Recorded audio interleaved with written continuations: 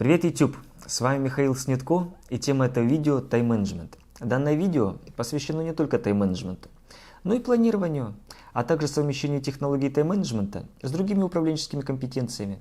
Задача максимум – инсталлировать эту технологию в свою практику и применять в рабочем процессе. В чем заключается проблема управления временем? Основная проблема заключается в том, что временем управлять нельзя. Поэтому, когда мы говорим об управлении временем, мы имеем в виду управление собой. Потому что время, оно непрерывно, оно никогда не начинается и никогда не заканчивается. Одна из основных проблем современного человека – ему практически всегда не хватает времени. Он практически всегда не успевает сделать то, что запланировал. В чем проблема нехватки времени? Нам не хватает времени жить, и чем более мы успешны, тем меньше у нас времени. Получается, что у человека может быть все, а времени ему не хватает именно для себя. В чем тут проблема? В какой-то момент времени у человека возникает мысль: а нахрена мне это все надо? Потому что нехватка времени вгоняет нас в стресс. Стресс является таким спутником современного человека. Наша задача – разобраться не только в том, как решить эту проблему, но и в том, откуда вообще эти проблемы берутся. Потому что если мы не поймем первоисточник этой проблемы, то мы не сможем ее решить. В этом заключается ограничение большинства бизнес-технологий. А именно, люди стремятся найти решение проблемы, но игнорируют причины. Можно, конечно, продолжать бороться с плесенью, но не решив проблему с сыростью, это занятие бесперспективное. Поэтому мы разберемся не только, как бороться с плесенью, но и откуда она, собственно, вообще берется. Если опросить участников бизнес-сообщества, занимаются ли они планированием, то большинство ответит «да». Но если задать человеку вопрос, как именно он этим планированием занимается, получится, что большинство на этот вопрос ответить просто не смогут. На самом деле о планировании больше говорят, чем делают. Почему люди планированием не занимаются, хотя говорят, что занимаются? Дело в том, чтобы овладеть планированием, нужна конкретная технология. В противном случае можно скатиться к ритуальным действиям, от которых пользы не будет. Давайте разберемся, откуда берется хаос. Что такое хаос? Хаосом мы будем называть все то, что требует от нас каких-то действий, но для которых мы не определили как желаемый результат, так и систему следующих шагов. Что усложняет жизнь современному человеку? Современный человек не приспособлен к жизни в тех условиях, в которые он сам же себя загнал. Современный человек живет интеллектуальным трудом, но его условия существования таковы, что его биологические настройки к этим условиям не приспособлены. То есть за последние 200 лет человек не успел эволюционировать так, чтобы приспособиться к тому, что он сам же успел наваять. Жизнь современному человеку осложняет информационное перенасыщение. Человека постоянно окружает поток информации. И этот поток постоянно удваивается. А мозг не имеет природных настроек, чтобы с этим потоком справиться. Основная проблема современного человека в том, что его мозг не приспособлен к тому, в чем он, собственно говоря, живет. Как наш мозг устроен? Человек учится левым полушарием. И как только какое-то умение закрепляется на автоматизме, оно переходит под контроль правого. Таким образом, у человека происходит процесс записи шаблона. Для чего нужен шаблон? Шаблон нужен для того, чтобы экономить время. А время является важнейшим фактором выживания в конкурентной среде, потому что быстрое всегда побеждало медленного. Стереотипы помогают выиграть в скорости. Это плюс. Но как и минусом, это приводит в современном обществе. Дело в том, что на большую часть типичных ситуаций человек реагирует своим джентльменским набором стереотипов. В чем тут заключается проблема? Проблема заключается в том, что в современном обществе такая скорость реакции не нужна. В физическом противостоянии важна каждая секунда, иначе говоря, будет физическая смерть.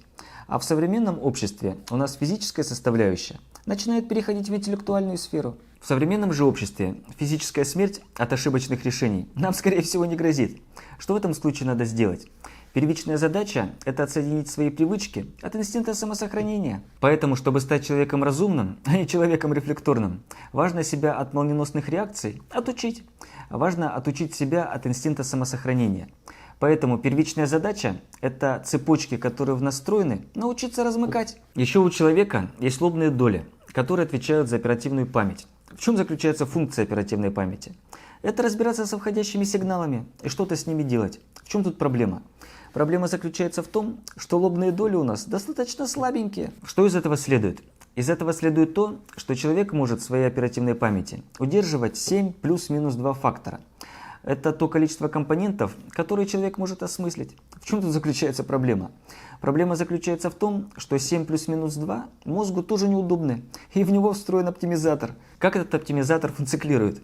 Оптимальное число, удобное для мозга, это цифра 3. То есть, когда мы в своей оперативной памяти держим те или иные компоненты, что делает наш мозг? Он их пытается сократить до 3, то есть до комфортного объема информации. Проблема заключается в том, что реальным бизнес-задачам нет никакого дела до этих настроек. Если бизнес-задача содержит 22 фактора, то каким количеством факторов комфортно управлять нашему мозгу, и по большому счету наплевать. За счет каких задач наш мозг оптимизирует? За счет того, что сложнее. Если бы он оставлял то, что главное, то это другое дело. Но он же, зараза, оставляет то, что ему удобней. А что ему удобней? То, что проще, знакомей, приятней, интересней. То есть наш мозг предпочитает заниматься тем, что вкусно, вместо того, что полезно. Поэтому не стоит доверять мозгу. То есть не стоит доверять его рефлекторным настройкам. Потому что стереотипы, которые встроены в наше сознание, зачастую приводят нас к решениям, далеким от оптимальности. Можно, конечно, жаловаться на природу или на Бога. Зачем он нас такими бестолковыми сделал? Эта затея, мягко говоря, бессмысленная. Поэтому переделать себя мы вряд ли сможем. А вот научиться с этим работать вполне возможно. Отсюда можно сделать первый вывод. Вытаскивать анализ на какой-то носитель. На какой носитель? Носителем у нас может служить, например, компьютер. То есть носитель – это то, что находится вне мозга. А современная жизнь предполагает, что структурирование и анализ информации мы выносим на какой-то носитель. А в голове оставляем то, что называется синтез. Что такое синтез? Синтез – это на основе полученных данных создание чего-то нового. В чем заключается следующая проблема? Она вытекает из малой мощности лобных долей. Как это проявляется? Как только количество вводных в оперативной памяти превышает цифру 7, возникает кризис управляемости. Что значит кризис управляемости? Количество вводных превышает технические возможности оперативной памяти. Память судорожно пытается сортировать информацию. И через какой-то момент времени возникает сигнал тревоги. Почему сигнал тревоги возникает? Потому что на протяжении 40 тысяч лет факт того, что человек не мог охватить какой-то вид информации, приводил его к физической смерти. Поэтому, когда возникают неконтролируемые факторы, наш мозг начинает паниковать. Как в этот момент ведет себя наша оперативная память? Она, как та гидроэлектростанция, начинает сбрасывать проблему и подавать сигнал тревоги. Какие механизмы вследствие этого приводятся в действие?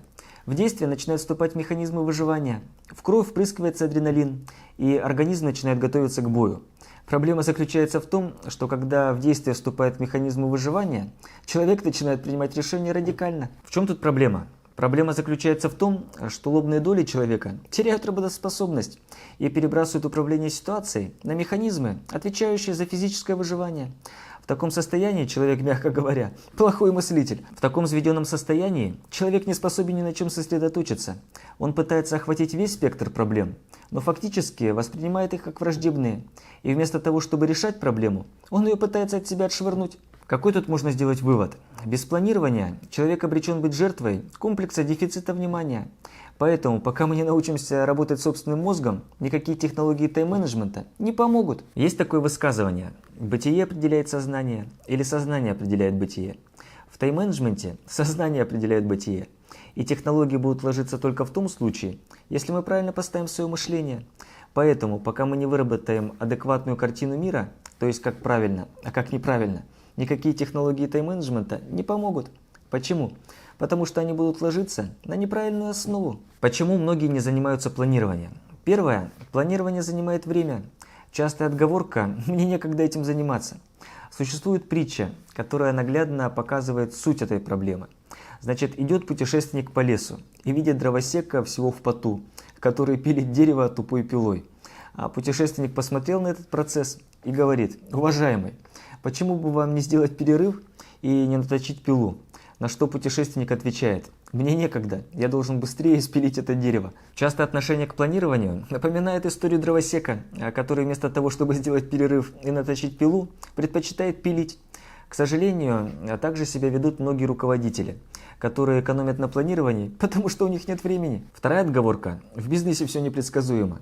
Дело в том, что в сегодняшней картине мира всегда есть элементы будущего, и важно уметь их разглядывать. А степень какой-то неожиданности всегда определяется степенью нашего профессионализма. О чем говорит неожиданность или непредсказуемость? О том, что картина мира неадекватна. Следующая отговорка: теория отличается от практики. Это типичная отговорка специалистов, не знающих теорию. Другой вопрос, что считать теорией и насколько мы в ней осведомлены. Например, берем тазик с водой и гайку и бросаем туда гайку. Гайка утонула. Отсюда вывод: металлические корабли не могут плавать. Если наши знания ограничиваются тазиком и гайкой, то это правильно. А самолет не может летать, потому что крыльями не машет. Следующая проблема – деятельность предпочтительнее размышлений. Почему это проблема? Потому что руководители, к несчастью своему, люди энергичные и недостаточно ленивые. Дело в том, что для человека энергичного свойственно делать, а не думать, где планирование воспринимается как неделание. Следующее ограничение – это отсутствие реальных технологий. Что это значит? Человек не владеет всей технологией планирования, а владеет какими-то фрагментами. Проблема в том, что когда применяешь фрагменты, часто эффекта особого нет, а время тратится. В итоге человек к этому начинает относиться скептически. Примерно в такой же ситуации находится человек, который пытается освоить какое-то новое дело без технологии, начинает изобретать велосипед. Следующее препятствие – это нежелание самоограничений. Дело в том, что планирование жестко связано с дисциплиной. А дисциплина – это решение делать то, что очень не хочешь делать, чтобы достичь то, что очень хочешь. То есть вместо того, чтобы заниматься приятным, человек должен делать то, что требуется, или не заниматься тем, что вкусно, вместо того, что полезно. Что нам дает планирование? Во-первых, это возможность эффективно управлять, потому что человек, не владеющий планированием, себя такой возможности лишает. Во-вторых, это принятие оптимальных решений. Дело в том, что когда человек понимает сроки, он может начать действовать правильно, потому что один из частых бед решений – это когда назначаются сроки, несоразмерные поставленные задачи. В-третьих, это повышение качества жизни. Дело в том, что человек, который умеет планировать, перестает быть рабом стресса. Также многие руководители не могут ответить себе на вопрос, сколько времени они заняты управлением. Как материализовать управленческие обязанности? Путем вписывания их в рабочий график. Отсюда следует первый парадокс планирования, а именно, работы всегда больше, чем времени. Что с этим делать? С этим надо смириться. Это объективная данность бытия современного человека, потому что количество вводных, которые окружают любого человека, заведомо превышают его возможности для их обработки. Какой из этого можно сделать вывод? Желание успеть сделать все бессмысленно. Время – штука жесткая. Чем определяется ее жесткость? Жесткость времени определяется тремя параметрами. Первый – время конечно. Что это значит? В сутках 24 часа. Второе – человек в единицу времени может выполнять хорошо только одну функцию. Человек не может одновременно делать два дела, как и одновременно усидеть на двух стульях, потому что можно штаны порвать. Третий фактор – работа малосжимаема. Что это означает? Ускорить процесс можно только до определенной стадии, после чего придется жертвовать качеством. Потому что, как гласит один из принципов проектного управления, проект не может быть застабилизирован по трем параметрам одновременно – качеству, времени и деньгам. Проект центруется только по двум. Мы можем поставить приоритет только по двум, например, срок и качество. Чудо здесь не происходит. Существует такое определение. Чудом называется маловероятное сочетание невероятных событий. Поэтому, если мы хотим, чтобы было то, что мы запланировали, и будущее стало управляемым, нам придется ориентироваться на наиболее вероятные параметры. Второй парадокс планирования. Опаздываешь? Тормози! Давайте в качестве примера рассмотрим человека, на которого навалено много работы. Что происходит с человеком, который боится не успеть? Он ускоряется, потому что страх не успеть приводит человека к ускорению. К каким проблемам это приводит? В первую очередь к снижению качества. Но что после снижения качества появляется? Умножаются проблемы, которые как следствие приводят к увеличению работы. Получается такой порочный круг. Получается, что каждый раз газуя, мы плодим себе вводные. При этом эти вводные отягощены снижением качества работ. Также не бывает такого, что все задачи имеют одинаковый приоритет. Если начать работать с категорией выбора наименьшего зла, то всегда можно выбрать, что можно не сделать с наименьшими последствиями. Задача так научиться мыслить самим и научиться так мыслить своих подчиненных. Тут речь идет о принципах мышления. Дело в том, что тот, кто стремится сделать все, как правило, не успевает сделать ничего. А тот, кто не ставит себе сверхзадач, он исключительно делает то, что является важным. И если при этом он еще умеет планировать, то у него автоматически становится меньше ситуаций, в которых он может что-то не сделать. Если осознать парадокс, что работы всегда больше, чем времени, то не так страшно, что мы что-то не успеем. Потому что всегда можно не успеть то, что незначимо, то, что не обязательно. Но есть вещи, которые надо сделать обязательно. Вот их действительно не сделать страшно. Поскольку время не бесконечно, а в единицу времени мы можем выполнять только одну функцию, то наши управленческие обязанности и наше воздействие в рамках оперативного управления также должно быть включено в рабочий график. Зачем это надо? Потому что управление не может проходить виртуально, когда руководитель считает, что вокруг него распространяется некое управленческое поле. Проблема заключается в том, что вокруг руководителя никакое управленческое поле, к сожалению, а может к счастью, не распространяется. Дело в том, что управление предполагает набор конкретных действий с пониманием того, что мы, собственно, делаем. Поэтому, если в плане не стоит планирование, если оно не вписано в план, то, видимо, этого не произойдет. Потому что управленческие обязанности достаточно материальны, и важно об этом не забывать. Какие существуют пожиратели времени? Первое – это неясные цели. В каких случаях цели работ руководителю неизвестны? Когда цели носят абстрактный характер, четко не сформулированы, в итоге время тратится зря. Потому что чем больше расхождение по формулировкам целей, тем больше расхождение по набору действий. На самом деле, любая управленческая задача имеет не так уж много вариантов правильных решений. Более того, множественность решений, как правило, определяется диапазоном целей. Поэтому, чем более точно сформулирована цель, тем в каждой конкретной ситуации будет меньше вариантов решений. Вторая проблема – это отсутствие согласованных методов достижения цели. Иногда это вызывается отсутствием калибровки цели, а иногда отсутствием дальнейшего согласования. Один из постулатов менеджмента звучит следующим образом. Согласовываются не только цели, но и средства их достижения. Какое это имеет отношение к планированию? Прямое. Поэтому средства достижения целей тоже фиксируются в плане. Вообще управление похоже на математику. Почему? Мы не можем взять одну формулу и с помощью нее решить все задачи. Мы должны применять последовательно комбинацию формул. Так и управление. Мы не можем взять планирование и с помощью него все разрулить. В планировании есть такой замечательный инструмент, как декомпозиция. Что такое декомпозиция? Это детализация целей. Декомпозицию рекомендуется представлять в виде целей, задач и мероприятий. Что такое мероприятие? Мероприятие – это работа, которую задача выполнять без перерыва. Фактически мероприятие – это нижний иерархический уровень планирования. Это понятное действие, имеющее свое начало и конец. Каков оптимальный размер мероприятия? Оптимальная продолжительность мероприятия – 2 часа. Почему 2 часа? Потому что после 2-го часа работы резко валится производительность. Мало того, что валится производительность, но и меняется отношение к самой работе. Когда мы производим процедуру декомпозиции, что происходит с нашей картой целей? Наша задача – довести ее до конкретных мероприятий. Зачем это надо? Дело в том, что если мы декомпозицию не доведем до уровня мероприятий, работа, скорее всего, даже не будет начата. Собственно, подготовка к делегированию в том и заключается, что руководитель своей идеи конкретизирует до уровня целей. Декомпозиция является одной из самых трудоемких процедур. Но одна из задач планирования – это детализация работ. Поэтому, если мы этого не сделаем, то технология превратится в разрозненный набор ритуальных действий. Следующий важный момент – это как отличить главные дела от второстепенных. Существует 4 признака, и наличие одного из признаков достаточно, чтобы мероприятие попало в категорию важных. Что это за признаки? Первый признак – мероприятие считается важным, если его выполнение дает хороший выхлоп. Второй признак – мероприятие считается важным, если его выполнение профилактирует появление крупной проблемы, либо его невыполнение приведет к серьезной проблеме. Третий – это признак триггера, то есть мероприятие считается важным, если запускает параллельные работы. Существует такая парадигма стопроцентного качества. В чем заключается эта парадигма? Задача считается выполненной, если выполнены все мероприятия, входящие в эту задачу. Четвертый – это признак бутылочного горлышка. То есть мероприятие считается важным, если выполняется уникальным ресурсом. В чем заключается смысл? В том, что раз ресурс уникален, значит малейший сбой на этом участке создает затор. Там, где прочность цепи определяется прочностью самого слабого звена. Итак, мы определили, что будет максимально важно. Теперь принципиально важно понять, что будет максимально срочно. Третий парадокс планирования звучит следующим образом. Никогда не делай сегодня то, что можно отложить на завтра. Почему так получается? Дело в том, что работы всегда больше, чем времени. Время – это жесткий ресурс. Соответственно, зачем сегодня делать то, что можно без проблем перенести на завтра?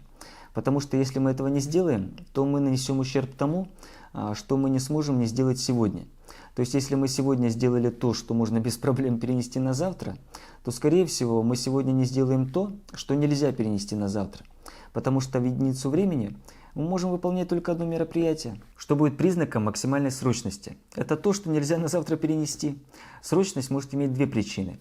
Первая причина – срочность нельзя перенести, потому что будут вредоносные последствия. И срочность нельзя перенести, потому что оптимально сейчас. Что мы делаем с мероприятиями, попавшими в категорию А, которые относятся к максимально срочно и максимально важно? Выполняем в ближайшее время. Кови озвучивал следующую мысль.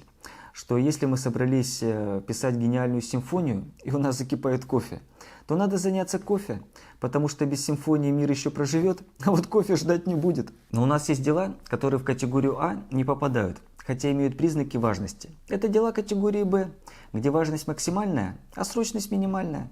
А что такое категория Б? Это то, что можно сделать не сейчас. В обычной практике мероприятия категории Б относятся к делам на перспективу. На что важно обращать свое внимание при работе с делами категории Б. Если мы все время переносим мероприятия категории Б, то у нас по каким-то таинственным причинам все время растет категория А. Получается, что если у нас нет времени заниматься противопожарными мероприятиями, то чем мы все время будем заняты? Тушением пожара. И когда у нас спросят, а не пора ли заняться профилактикой, то как мы ответим? Какая нафиг профилактика? Мы все время на пожарах. Следующая категория мероприятий – это категория С, то есть минимум важности и максимум срочности. Если мероприятие не попало ни по одному из признаков в категорию «важно», то оно не важно. Что мы делаем с категорией С? Одариваем подчиненных. Но не все дела С можно делегировать. Как с такими делами поступать? Есть два способа. Первый способ называется балласт. Что делают с балластом? Его выбрасывают. То есть мы делаем С, если есть время. Если времени нет, выбрасываем. Второй способ – это принцип пакетирования. Что это значит? Мы выделяем мероприятие, в рамках которого работаем с категорией С. То есть мы пакетируем дела С и на это выделяем мероприятие, в рамках которого занимаемся исключительно С. Итак, мероприятие категории D. Что это за категория?